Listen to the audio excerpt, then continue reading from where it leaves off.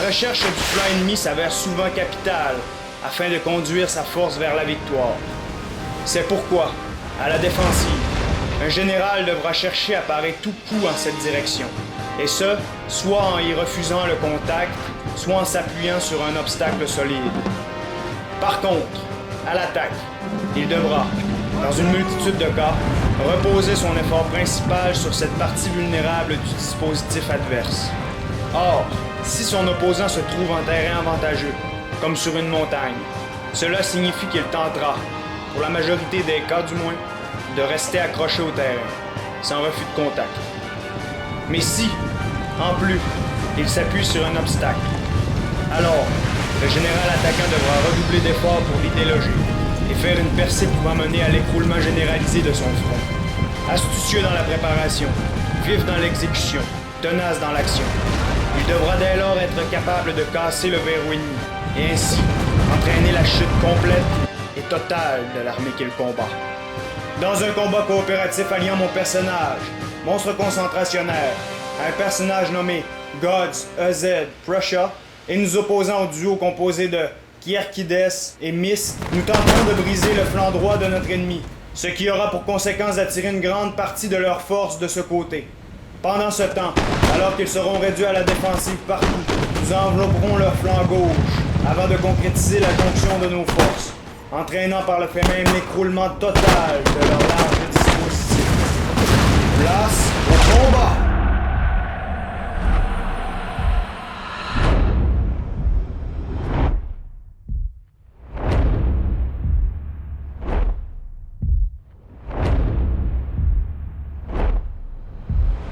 Bon, alors, comme à notre habitude, observons les unités en présence en commençant par celles de nos opposants, qui vont occuper, en fait, le plateau de Pratzen ainsi que son versant droit. Pour nous simplifier la tâche, on va observer les troupes sans distinction à qui elles appartiennent. Cependant, on va faire la distinction entre les troupes qui vont se trouver sur le plateau en tant que tel, donc englobant les troupes de celle-ci jusqu'à celle-ci, et les troupes qui vont se trouver de ce côté-ci, qui sont en très grande partie dissimulées. C'est donc que du côté du plateau, on va retrouver, côté cavalerie, une troupe de dragons et une troupe de dragons légers qui est dissimulée juste ici.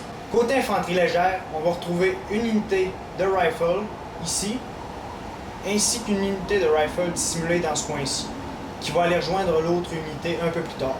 Côté artillerie, on va retrouver un howitzer. Finalement, outre son général, qui est juste ici, on va retrouver, côté infanterie, une unité de foot guard, 4 unités de foot, et enfin, une unité de King German Legion foot, une unité de Highland foot, et 3 unités de Fencible, communément appelée la chair à canon. Du côté du versant droit maintenant, côté cavalerie, outre le général qui est juste ici, on va retrouver 3 unités de dragons, la troisième est ici. Côté artillerie, on va retrouver 2 troupes de roquettes juste ici. Aussi dissimulé ici, on va retrouver un canon expérimental du type howitzer, ainsi qu'une troupe d'artillerie à cheval. D'autre part, dissimulé à ce niveau-ci, on va trouver 4 unités de rifle qui vont être assez mobiles, donc c'est pas trop important de les localiser, ils vont se replacer un peu plus tard comme vous allez voir. Et finalement, en ligne avec cette unité, donc formant une ligne continue ici, on va retrouver 6 unités de foot, donc de l'infanterie de ligne normale. De notre côté maintenant, on va commencer par observer les troupes de mon allié, qui a décidé de séparer ses troupes en 3 parties.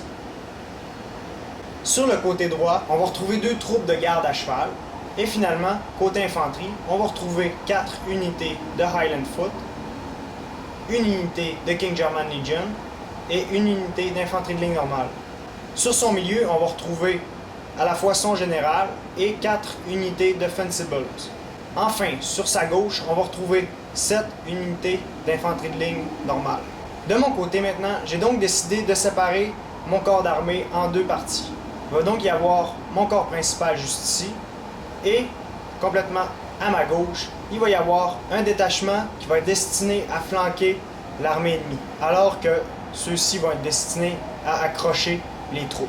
Cependant, ça c'est le plan, mais comme on le sait, bien rares seront les plans qui résisteront au feu de l'action.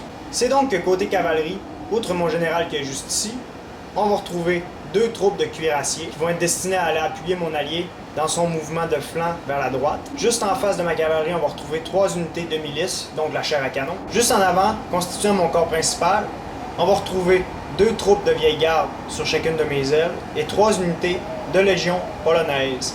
Enfin, sur ma gauche, du côté du corps destiné à flanquer mon adversaire, on va retrouver 2 unités de voltigeurs, une unité de Seamen, une unité de légion polonaise et une unité de vieille garde. Ah oui, en passant, ce que j'ai oublié de mentionner, c'est que mon général, ça va être Napoléon Bonaparte. On peut donc maintenant appuyer sur Play! Alors, comme vous pouvez le constater, une des premières actions qui va se produire, ça va être vraiment que les unités de roquettes de nos ennemis vont commencer à tirer sur le pauvre Napoléon. Comme dans le premier épisode qui se passait dans cette map, le corps ici va être vraiment destiné à accrocher les troupes au milieu, tandis que nos 2 ailes vont se rabattre sur nos ennemis. C'est donc qu'avant d'ordonner à mes troupes d'avancer, j'attends vraiment que mon allié vienne s'enligner juste ici, pour qu'on puisse avancer et faire front commun pour arriver relativement en même temps à ce niveau-ci. Alors que nos troupes de chair à canon se sont bien alignées, on ordonne donc à nos troupes de commencer à avancer et de venir se placer environ à ce niveau-ci.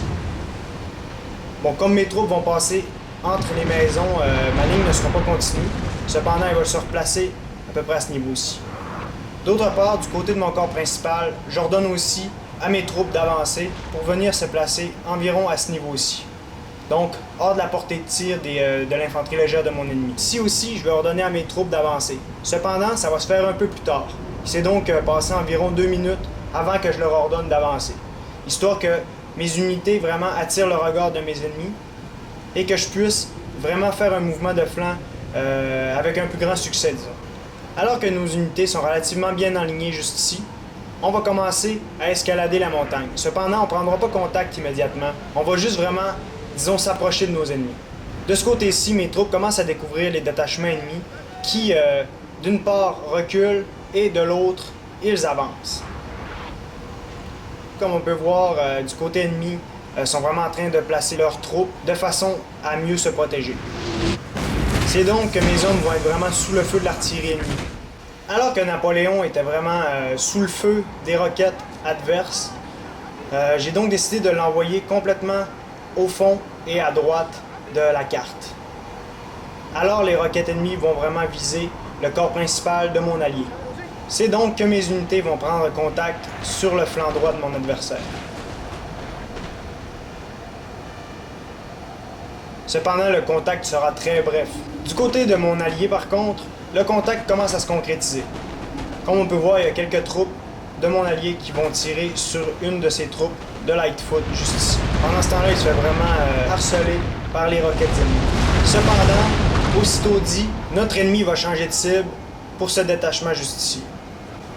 Ce qui va, à la longue, vraiment me faire mal. Alors qu'il y a une unité juste ici, j'envoie une troupe de ce détachement-ci pour venir la flanquer. Cependant, elle s'éloigne à mesure que j'avance et le contact ne se concrétisera pas à ce niveau-ci. Cependant, je profite de l'occasion de son repli pour avancer les troupes de mon corps principal. Je tente donc d'envoyer un détachement de voltigeurs pour venir flanquer ces rifles, mais encore une fois, ils s'éloignent. Cependant, ils vont quand même réussir à prendre le contact avec une unité d'infanterie de ligne normale juste ici. Quant à ces rifles, ils réussissent à commencer à malmener ma vieille garde qui a tenté de les flanquer. Encore une fois, je profite de son repli pour avancer mon corps principal et ainsi établir le contact éventuellement à ce niveau-ci. De ce côté-ci, j'apporte donc mes unités de chair à canon pour commencer à harceler ces unités de chair à canon, qui est juste ici.